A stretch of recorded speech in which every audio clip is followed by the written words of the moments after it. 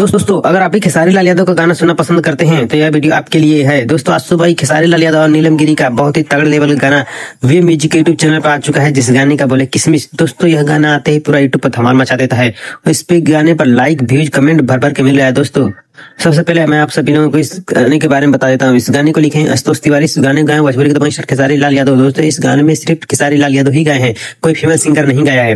और इस गाने के वीडियो डायरेक्शन में देने वाले हैं भोजपुरी के दबंग स्टार खेसारी लाल यादव और नीलम गिरी, जो कि इन दोनों को केमिस्ट्री बहुत ही खतरनाक जम रहा है। दोस्तों इस गाने में जैसे आप लोग स्क्रीन पर देख पा रहे हैं।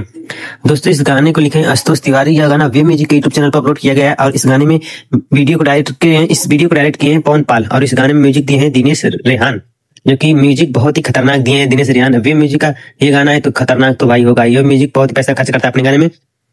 जो लोग भी इस गाने को अभी तक नहीं सुने हैं, मेरे वीडियो डिस्क्रिप्शन में जाकर इस गाने को सुन सकते हैं और इस गाने को मैं अपने कमेंट में भी पिन कर दूंगा, वहां पे जाके भी इस गाने को आप लोग सुन सकते हैं। दोस्तों आज वीडियो अच्छा लगे तो लाइक करना, कमेंट करना, शेयर करना, चैनल को सब्सक्राइब जरूर करना। दोस्तों चलिए मिलते हैं अगली वीडियो में, तो बाय, अपने ख्याल रखिए।